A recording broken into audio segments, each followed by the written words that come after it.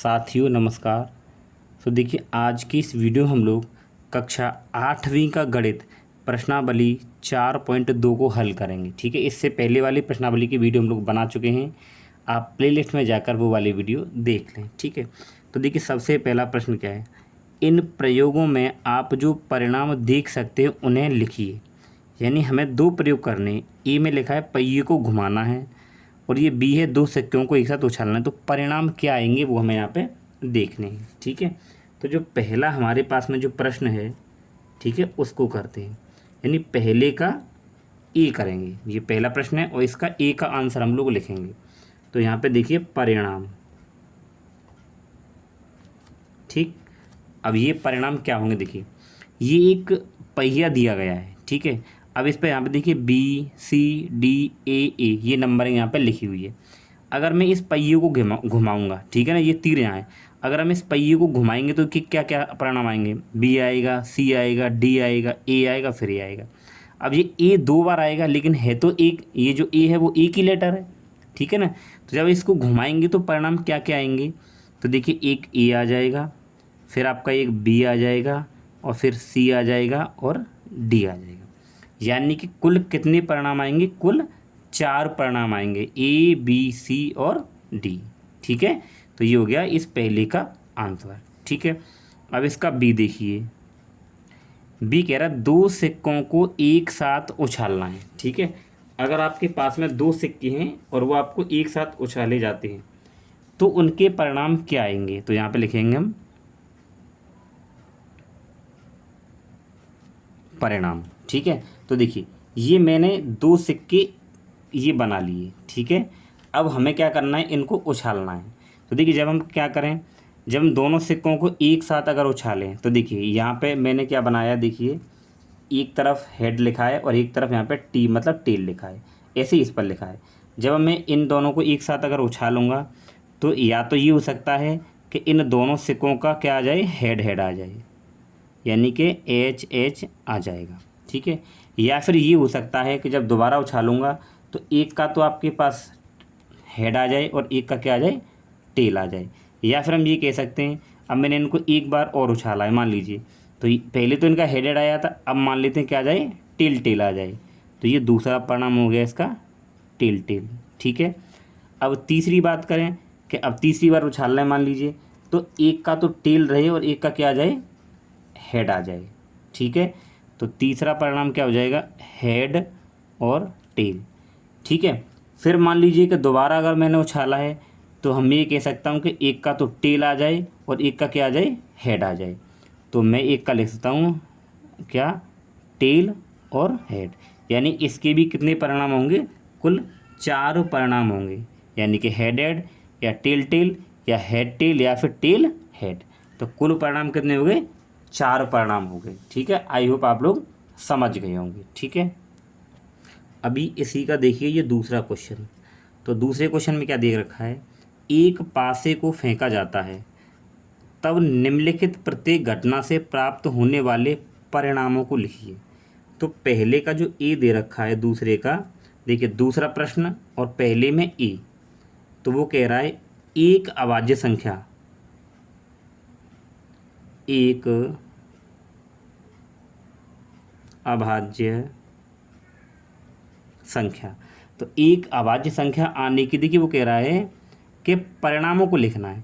यानी अगर एक अभाज्य संख्या होगी, ठीक है, तो देखिए जो पासा होता है आपके पास में, यहाँ पर थोड़ा सा बता दूँ, जो पासा होता है तो उस पासे में क्या क्या लिखा हो, देखिए 1 2 3 4 5 और 6, यानी कि 6 तक उसमें काउंटिंग होती है। यानी कि एक बिंदी और दूसरी तरफ फिर 2 बिंदी, फिर 3 बिंदी, 4 बिंदी, 5 बिंदी और 6 बिंदी, यानी कि ये संख्याएं पासे में होती हैं। ठीक है, तो ये कह रहा है कि एक अभाज्य संख्या आना, तो अभाज्य संख्या अगर आएगी तो उसके परिणाम क्या होंगे। तो देखिए एक अभाज्य संख्या नहीं होती, एक ना तो भाज्य होती है ना अभाज्य।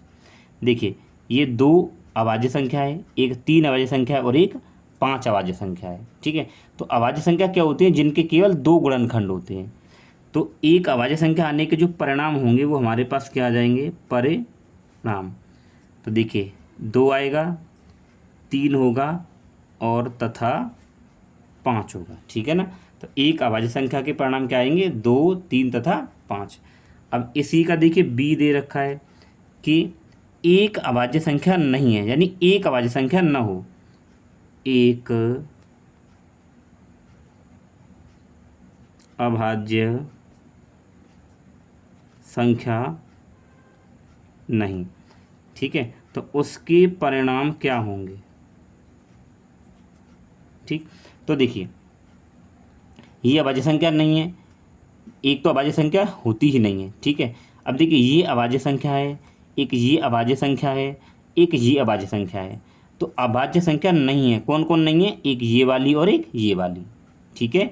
तो क्या परिणाम आएंगे, एक 4 आएगा, ठीक है। और देखिए एक भी तो आएगा, क्योंकि एक क्या है, अभाज्य तो होता नहीं है, ठीक है। तो एक आएगा, 4 आएगा और 6 आएगा, ठीक है। तो एक अभाज्य संख्या नहीं है, तो उसके लिए क्या आ जाएगा, 1, 4, 6, क्योंकि 2 और 3 और 5 तो क्या थी, अभाज्य संख्या थी, बाकी जो बची हैं वो अभाज्य संख्या नहीं है, तो उसके परिणाम ये हो जाएंगे, ठीक है। अब इसी के बाद में देखिए इसका दूसरा प्रश्न है। तो दूसरे प्रश्न में क्या पूछा जा रहा है, देखिए इसमें ए के 5 से बड़ी एक संख्या, 5 से बड़ी एक संख्या। तो देखिए 5 से बड़ी एक संख्या, तो 1, 2, 3, 4, 5, तो 5 से बड़ी कह रहा है, तो देखिए ये सभी तो 5 से छोटी हैं, तो 5 से बड़ी की बात हो रही है, तो 5 से बड़ी की संख्या क्या है, 6 आएगी। तो यहाँ पे परिणाम हमारे पास में क्या हो जाएगा, परिणाम, तो ये हो जाएगा 6, ठीक है। आप ये समझ गए होंगे, ठीक। अब इसी का देखिए यहाँ पे बी दिया गया है इसमें, तो बी को हम लोग यहाँ कर ले रहे हैं, ठीक है, इसका बी उत्तर।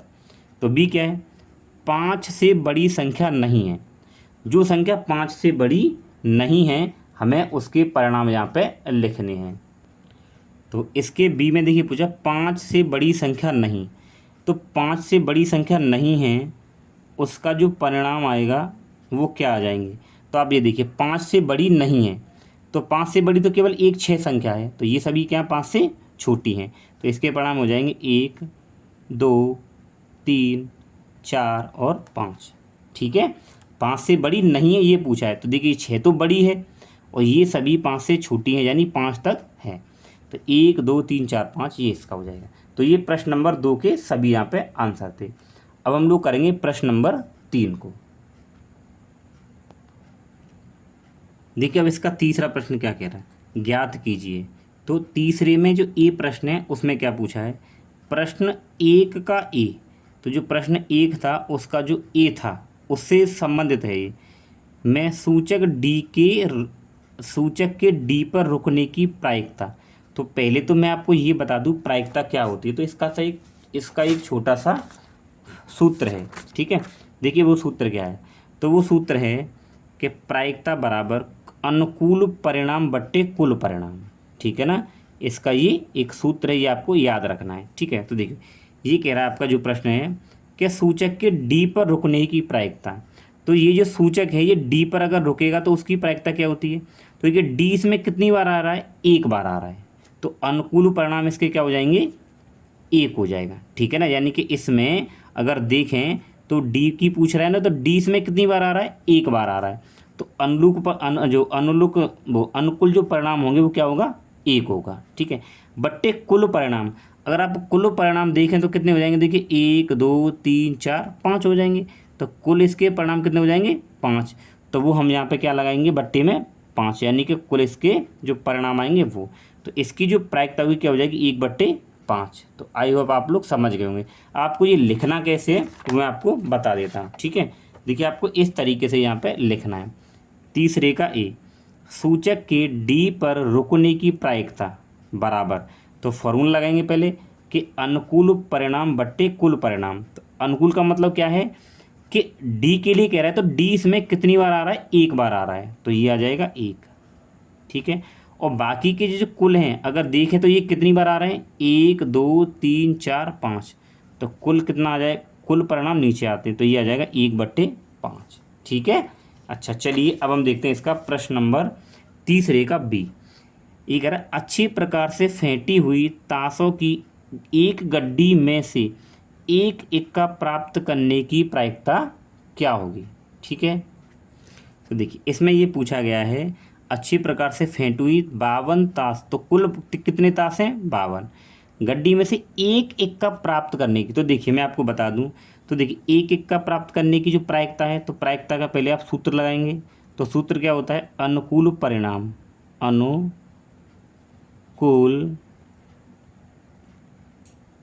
परिणाम, और बट्टे में क्या आता है, कुल परिणाम। ठीक है, तो देखिए जो 52, देखिए ताश की गड्डी में कितने होते हैं, 52 पत्ते होते हैं। जो ताश की गड्डी उसमें कितने होते हैं, 52 पत्ते होते हैं, यानी एक गड्डी में जो है 52 ताश होते हैं, आप ऐसे कह सकते हो। ठीक है, तो इक्का प्राप्त करने की जो प्रायिकता है, तो ध्यान रखना कि जो 52 जो ताशों की गड्डी है उसमें जो इक्का टोटल होते हैं वो 4 होते हैं, तो इसका मतलब वो 4 कुल परिणाम हो गया। ठीक, और बट्टी में कुल, तो कुल कितने ताश हैं आपके पास में 52, तो यहाँ पे नीचे आ जाएगा 52। तो इसको जब मैं हल करूँगा तो 4 एकम 4 और 4 से ये कटेगा 13, क्योंकि 13 चौक 52 होते हैं, तो आ जाएगा 1/13। अब कैसे आया, दोबारा देखिए, देखिए अनुकूल परिणाम यानी कि जो ताश की गड्डी होती है ना उसमें कुल 4 इक्का होते हैं, तो 4 तो अनुकूल परिणाम हो गए, बट्टे कुल, तो कुल कितने ताश है ये 52, तो नीचे 52 आ जाएगा। इसको जब काटेंगे 4 एकम 4 और 4 से ये काटेगा 13 बार, तो ये आ जाएगा 1/13। ठीक है, आई होप आप लोग समझ गए होंगे। ठीक है, अब इसका देखिए, ये देखिए सी में हमें दे रखा है एक प्रश्न, इसमें क्या पूछा है देखिए, एक लाल सेब प्राप्त करने की प्रायिकता। तो हमें ये आकृति दी गई, तो देखिए ये जी का मतलब हरा सेब, आर का मतलब लाल यानी कि रेड। ठीक है, और अब आप ये देख पा रहे हैं कि जो ग्रीन सेब है यानी हरे, तो 1, 2 और 3 सेब हैं। ठीक है, अगर लाल की बात करें तो लाल के लिए आर दे रखा है, आर मतलब रेड, तो 1, 2, 3, 4, और यहाँ पे 4 जो सेब कैसे हैं आपके, वो लाल हैं। तो लाल सेब की हमें प्रायिकता निकालनी है। ठीक है, तो देखिए हमसे पूछा है लाल सेब, तो आप देखिए लाल सेब यहाँ पे कितने हैं, देखिए 1, 2, 3 और 4, तो 4 हमारे पास में कितने हैं लाल, तो लाल सेब कितने हैं 4 हैं। ठीक है, अब कुल सेब अगर देखें तो कुल कितने हैं, 1, 2, 3, 4, 5, 6, 7, तो कुल सेब कितने हैं 7। तो लाल सेब जो प्राप्त करने की जो प्रायिकता होगी वो क्या हो जाएगी, देखिए सूत्र के अनुसार अगर हम इसको देखेंगे, एक लाल सेब प्राप्त करने की प्रायिकता, तो अनुकूल परिणाम, तो अनुकूल का मतलब कुल कितने लाल सेब हैं, यहाँ पे देखें 1, 2, 3 और 4, तो वो तो अनुकूल परिणाम हो जाएंगे 4 बट्टे कुल परिणाम, कुल का मतलब ये कुल कितने सेब हैं, तो 1, 2, 3, 4, 5, 6, 7, और नीचे क्या आ जाएगा 7, यानी कि आंसर आ जाएगा 4/7। ठीक है, देखिए लाल पूछा था तो लाल सेब कितने 4 हैं, और टोटल कुल सेब कितने उसमें 7 हैं, तो 4/7 इसका आंसर हो जाएगा। ठीक है, चलिए अब आगे देखते हैं, आगे वाला प्रश्न क्या कह रहा है देखिए, देखिए आगे प्रश्न में हमें दे रखा है 10 पृथक पर्चियों पर 1 से 10 तक संख्या लिखी हुई हैं, 1 से 10 तक वहाँ पे संख्याएं लिखी हुई हैं। ठीक है, एक पर्ची पर एक संख्या उन्हें एक बॉक्स में रखकर, यानी एक पर्ची पे केवल एक संख्या, तो ऐसे करके 10 पर्ची डाल दी क्योंकि 10 संख्याएं लिख दी। ठीक है, और अच्छे से मिला दिया है, बक्स के अंदर से बिना देखे एक पर्ची निकाली जाती है, तो निम्नलिखित की प्रायिकता क्या होगी, ये हमसे उसमें पूछा है। ठीक है, तो देखिए अगर मैं देखूँ वहाँ पे जो संख्या है वो कितनी है, इसको यहाँ पे मैं आपको बता देता हूँ। तो अगर संख्या की बात करें तो देखिए 1, 2, 3, 4, 5, 6, 7, 8, 9 और 10, यानी कि ये कुल 10 संख्या हो गई। ठीक है, तो इसमें सबसे पहले का हमें आंसर देना है संख्या 6 प्राप्त करने की प्रायिकता, तो यहाँ पे लिखिए संख्या 6। ठीक है, तो चलिए देखिए संख्या 6 प्राप्त करने की प्रायिकता, तो संख्या कितनी थी 1 से लेकर 10 तक। अब देखिए इसमें अगर हम देखें तो जो 6 है वो 6 कितनी बार आ रहा है, एक बार, तो ऊपर तो 1 आ जाएगा क्योंकि अनुकूल परिणाम तो 1 हो गया, बट्टे में कुल परिणाम, तो कुल कितने हैं 1 से लेकर 10 तक, तो क्या आ जाएगा 1/10।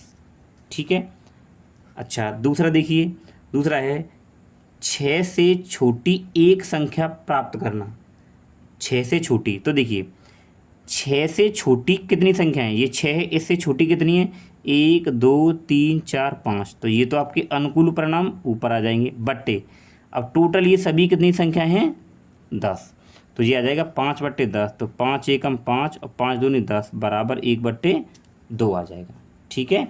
अच्छा, इसी में इसका तीसरा देखिए, तीसरा क्या कह रहा है, 6 से बड़ी एक संख्या प्राप्त करना, यानी कि वो कह रहा है कि जो 6 से बड़ी संख्या होंगी उसकी प्रायिकता क्या होगी। तो देखिए 6 से बड़ी संख्या कौन कौन है, 1 2 3 4, यानी 7 8 9 10, ये सभी 6 से बड़े हैं। तो कितनी संख्या है ये टोटल, 1 2 3 4, यानी कि ये 4 संख्याएं हैं, तो 4 तो ऊपर आ जाएगा। और कुल कितनी संख्याएं हैं, ये कुल आपके पास में 10 संख्याएं हैं, नीचे 10 आ जाएगा।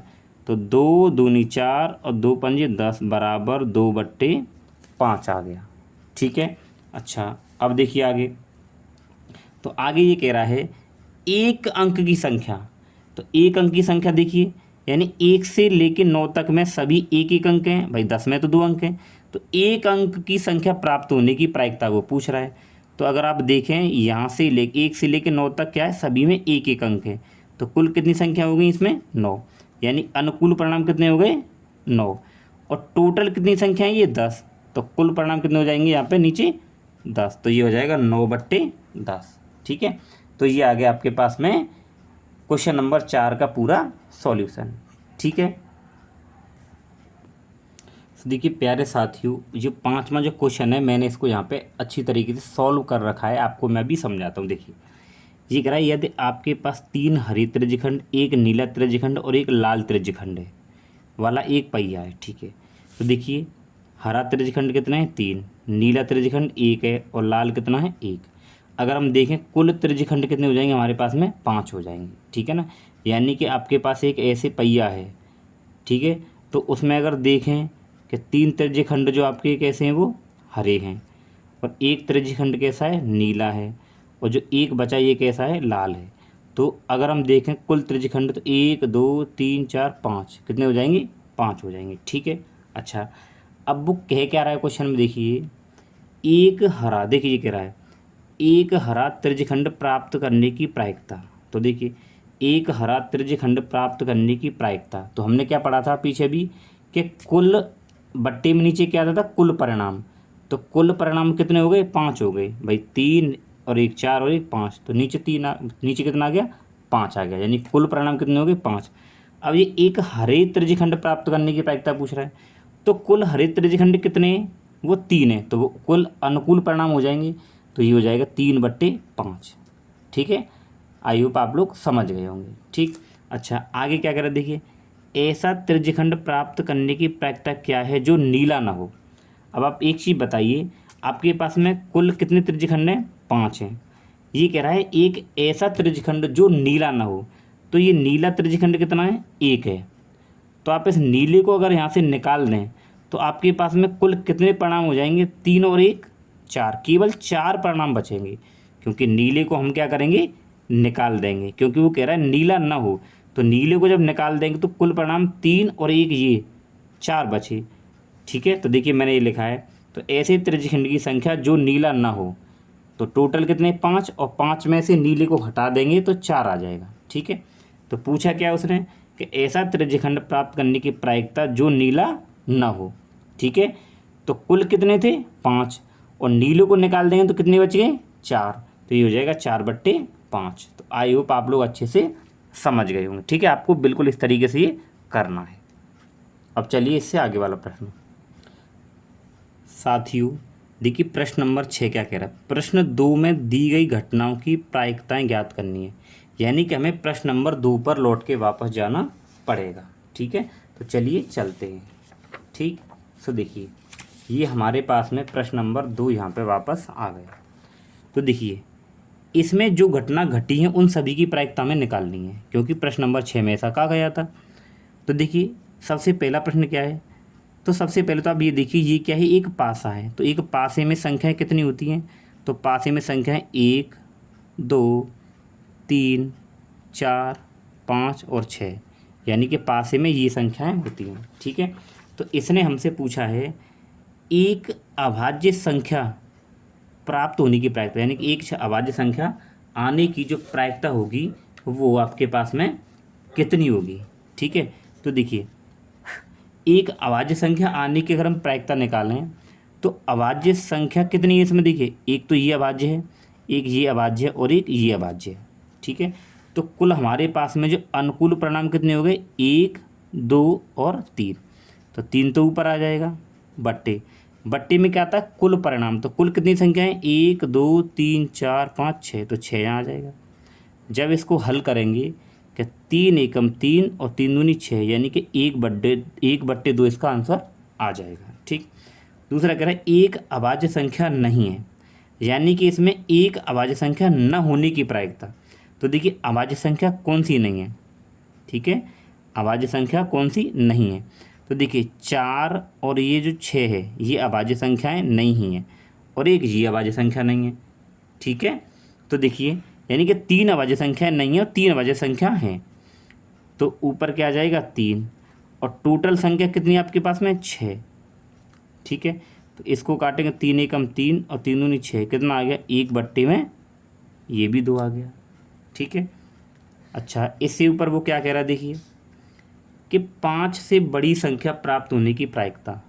तो 5 से बड़ी तो इसमें केवल एक ही संख्या है जो कि 6 है, तो अनुकूल परिणाम तो 1 हो गया क्योंकि एक संख्या है जो 5 से बड़ी है, और बट्टे में कुल परिणाम, तो कुल कितने हैं 1 2 3 4 5 6, यानी कुल 6 संख्या है तो 6 परिणाम, तो यहाँ पे आ जाएगा 6, तो ये इसका आंसर आ गया। ठीक, फिर ये कह रहा है 5 से बड़ी संख्या न होने की प्रायिकता, 5 से जो बड़ी न हो, तो देखिए 5 से बड़ी तो केवल एक है, ये सभी 5 है भाई, 5 से बड़ी नहीं लेनी है, 5 तक लेनी है, तो 5 से बड़ी एक संख्या है तो आप इसको हटा दीजिए, तो बाकी कितनी बची 1 2 3 4 5, तो ये आपके क्या हो गए अनुकूल परिणाम 5 हो गए।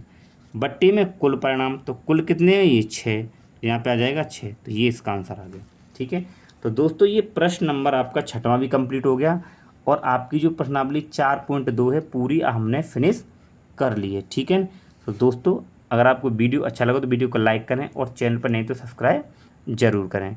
हम लोग आपको क्लास 8 का पूरा गणित यहाँ पे आपको कराने वाले हैं। ठीक है।